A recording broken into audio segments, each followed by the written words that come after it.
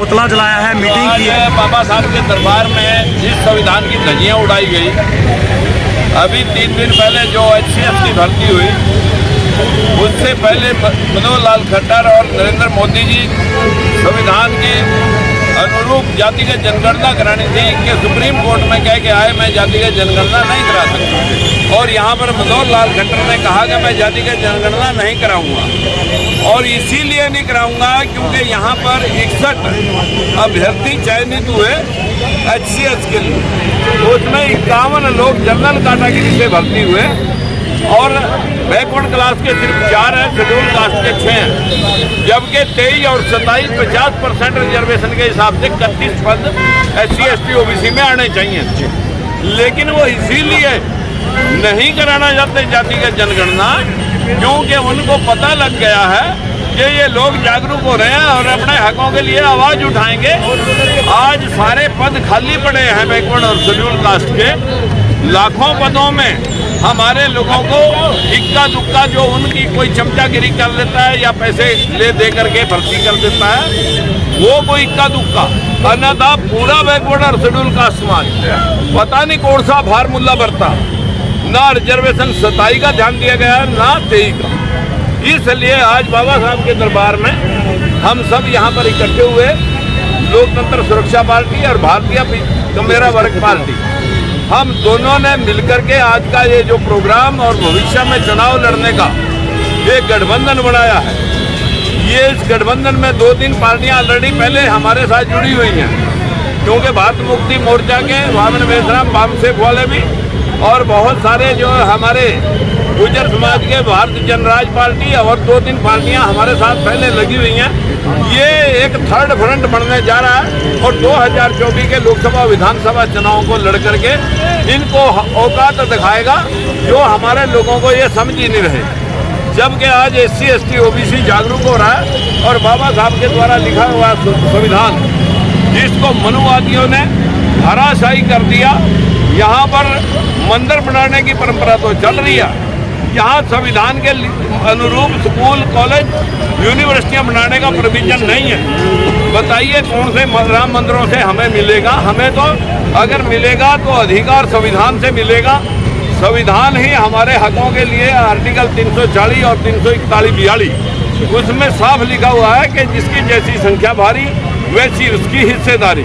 लेकिन supreme court के 2 जजों की एक बेंच ने पहले तो बैकवर्ड क्लास के साथ ठगी की कि 52-50% से आरक्षण ज़्यादा नहीं होगा।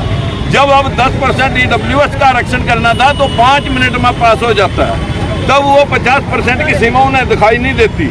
लेकिन जब बैकवर्ड के रिजर्वेशन देना हो तब उन्हें 50% से ज़्यादा नहीं देना। लेकिन पहले हमारी हिस्सेदारी सिर्फ अभी तक 11% है और वो 11% आज 6% में आ गई है बैकवर्ड की और शेड्यूल कास्ट की 10%। तो अब हम औकात दिखाएंगे इन लोगों को। और बाबा साहब के दरबार में मनोहर लाल खट्टर मोदी जी का आज पुतला दहन इसलिए किया गया कि उनके लिए बैकवर्ड के लोग पहले ही मर चुके हैं, शेड्यूल कास्ट के लोग मर चुके हैं और हमारे लिए ये सरकार मर चुकी है। इसलिए अब इसको अंतिम संस्कार, अंतिम शव को दहन करके ही हमने यहाँ पर लोगों को इंसाफ दिलाने का संकल्प लिया। अच्छा, 90 की 90 सीटों पर चुनाव लड़ेंगे? 90 की 90 सीटों पर और 10 की 10 लोकसभा सीटों पर चुनाव लड़ेंगे। तो बीजेपी तो कह रही है कि हमने काम किया है, हम काम के नाम पर लेंगे, उधर हुड्डा सब कह रहे हैं। काम ही तो किया उन्होंने, जो हमारे हकों को हुड्डा लाइन लगाया। सबका साथ, सबका विकास, सबका सत्यानाश, काम करके हम भूखा है, किसान और मजदूर भूखा है। जो लोग इस देश में गाँव कमर तोड़ मेहनत कर रहे हैं वही भूखे। अभी हमारे महेश जी उसी वर्ग से आते हैं, 2 शब्द आपको। आप सबका धन्यवाद। और आज गठबंधन भारतीय कमेरा वर्ग पार्टी लोकतंत्र सुरक्षा पार्टी के तमाम कार्यकर्ताओं ने आज मनोहर लाल खट्टर और नरेंद्र मोदी जी का ये पुतला दहन किया है, क्योंकि तमाम वो विषय, चाहे वो जातिगत जनगणना की बात हो, चाहे वो SC BC की भर्तियों को पूरा ना करके बैकलॉग को खाली रखने की बात हो, चाहे किसान और मजदूर के हक और अधिकारों को लूटने की बात हो, क्या आज तो प्रदर्शन करने से और ये सब करने से क्या ये लड़ाई यहीं समाप्त हो जाएगी? नहीं, लड़ाई तो अभी शुरू हुई है। ये तो शुरू हुई है, ये हर शहर के अंदर जाएगी, हर कॉलोनी में जाएगी, हर गांव में जाएगी और ये बूथ तक जाएगी। और बूथ के ऊपर जिनके हक और अधिकार इन पूंजीवादी तानाशाही सरकारों ने लूटे हैं, उनको ये समझाने का काम उन गरीब मजदूर लोगों को किया जाएगा कि आप लोग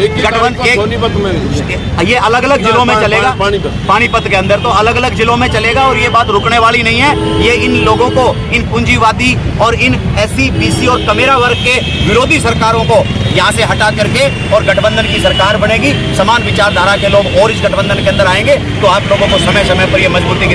मैं इसी थर्ड पॉइंट की जैसे राजकुमार जी ने बात की है, क्या और पार्टियां इसमें शामिल होंगी? बिल्कुल बिल्कुल, राजकुमार सैनी साहब ने कहा है कि कुछ पार्टियां हमारे संपर्क में ऑलरेडी हैं और कुछ से बात चल रही है। तो आपको हर महीने 15-20 दिन के अंदर, जैसे आज प्रेस कॉन्फ्रेंस मिराज होटल में हुई है, तो ऐसे आप लोगों को प्रेस कॉन्फ्रेंस होती हुई दिखेंगी और पार्टियां शामिल होती हुई इसके अंदर नजर आएंगी। बहुत बहुत धन्यवाद। बहुत ही हरियाणा के अंदर एक खुशी की बात है और दूसरा हमारी दुर्गति की बात है। दोनों का बातों का आज खुलासा हम रोहतक की मीडिया के माध्यम से पूरे प्रदेश और देश को बताना चाहते हैं कि आज हमारे साथ एक पार्टी पहले भी काम कर रही है जो हिसार से हैं, लेकिन वो आज उनका प्रोग्राम था, वो बीच में शरीक नहीं हो सके। लेकिन आज दो पार्टियां आपके बीच में हाजिर हैं। तो जैसा कि आदरणीय राजकुमार सैनी साहब, पूर्व सांसद, पूर्व मंत्री और लोकतंत्र सुरक्षा पार्टी के जो राष्ट्रीय अध्यक्ष हैं, उन्होंने तमाम बातें आप लोगों के बीच में रखी है, तो उन बातों को ज्यादा ना दोहरा करके, रिपीट ना करके, उन बातों का पूर्ण समर्थन करके, क्योंकि आज ये बातें, जो मुद्दे ये गठबंधन लेकर के चला है, ये बहुत महत्वपूर्ण है और ये कोई नई बात नहीं है। भारतीय जनता पार्टी और कांग्रेस दोनों एक दूसरे की टीम है। इन दोनों की एक ही मानसिकता है कि जो बाबा साहब डॉक्टर अंबेडकर इस देश को संविधान देकर के गए हैं, उस संविधान को कैसे खत्म किया जाए। आज संविधान विरोधी लोग इस लोकसभा, इस संसद भवन में और अन्य प्रदेशों की विधानसभाओं के अंदर मौजूद है। ये जो अभी जो HCS की भर्ती का जो मामला है, ये इनकी जातिवादी जो मानसिकता है उसको दर्शाता है। संविधान ने सबको हिस्सेदारी दी है, जिसकी जितनी संख्या भारी उसकी उतनी हिस्सेदारी। तो हिस्सेदारी की बात आरक्षण के माध्यम से बाबा साहब डॉक्टर अंबेडकर ने संविधान में दी, लेकिन उस हिस्सेदारी को समय समय पर कांग्रेस और बीजेपी ने खाने का काम किया है, कत्ल करने का काम किया है। तो उसी बात को, उस मानसिकता को दर्शाते हुए इस हरियाणा प्रदेश के अंदर और अन्य प्रदेशों के अंदर पूरे देश में यह होता रहता है, जिसकी वजह से आज लाखों नौकरियों का बैकलॉग हरियाणा प्रदेश के अंदर खाली पड़ा है। चाहे वो शेड्यूल कास्ट की बात हो, चाहे वो बैकवर्ड क्लास की बात हो, चाहे वो माइनॉरिटी की बात हो। और हरियाणा के साथ साथ पूरे देश के अंदर करोड़ों नौकरियों का जो बैकलॉग पड़ा है, वो खाली पड़ा है। वो इसी तरह का समय समय पर जब हक और अधिकारों पर डाका डालने का काम किया है, उससे वो बैकलॉग इकट्ठा हुआ है। जहां तक बात है महिला आरक्षण की, तो महिला आरक्षण तो एक छलावा है और ये बीजेपी सरकार हमेशा से ही छलावा करके लोगों का ध्यान भटकाने की राजनीति करती है। तो महिला आरक्षण की चर्चा करके पहले तो उसको 2029 के अंदर इनको देने के लिए कहा, तो फिर 2024 के अंदर तो उसका कोई लेना देना ही नहीं है। तो खामेखा उस बात को लोगों के बीच में भ्रम पैदा करने के लिए और उसको भी अपनी मानसिकता दिखाते हुए उसके अंदर कोई जातिगत आरक्षण नहीं किया। तो उस बात के ऊपर भी ये गठबंधन अपना पूरा प्रदेश भर में आंदोलन चलाएगा। चाहे बैकलॉग की बात हो, चाहे कोटा आरक्षण को खाने की बात हो, चाहे वो अन्याय और अत्याचार की बात हो, चाहे वो प्रमोशन में रिजर्वेशन की बात हो। प्रमोशन में रिजर्वेशन का नोटिफिकेशन खट्टर सरकार ने किया है, लेकिन भारतीय कमेरा वर्ग पार्टी, लोकतंत्र सुरक्षा पार्टी, ये गठबंधन अपील करता है और उसको चेताता भी है मनोहर लाल खट्टर जी की सरकार को कि जो नोटिफिकेशन जारी किया है उसके तहत प्रमोटेड कर्मचारियों की सूची जारी करे और हर हफ्ते सूची जारी करे। सिर्फ नोटिफिकेशन तो पहले 3 महीने पहले भी आया, उससे पहले भी आया, लेकिन नोटिफिकेशन देकर के सरकारें सो जाती है।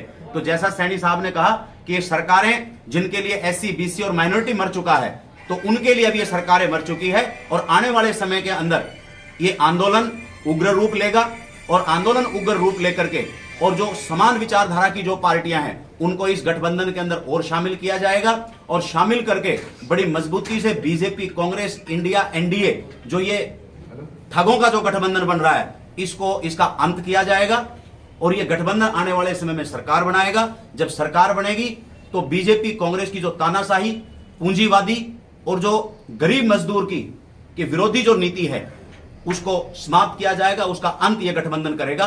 तो इन्हीं सभी बातों को लेकर के आप सबका बहुत बहुत धन्यवाद। अब आगामी जो कार्यक्रम होगा लोकतंत्र सुरक्षा पार्टी और भारतीय कमेरा वर्ग पार्टी का, वो समय समय पर आप लोगों के बीच में रखा जाएगा। आप इतनी बड़ी संख्या में पत्रकार महोदय आए हैं, भारतीय कमेरा वर्ग पार्टी और यह गठबंधन आप लोगों का पुनः धन्यवाद करता है। जय भीम, जय भारत। विचारधारा की और पार्टियां इसके अंदर शामिल होगी और जो ठगों का जो गठबंधन है महागठबंधन, उसको अब की बार सशक्त दे करके उसको अब की बार ये सरकार भी बनेगी और इन पूंजीवादियों का यहां से भाई इनका निपटारा होगा। तो डिसिप्लिन बहुत जरूरी है क्योंकि शासन अनुशासन में ही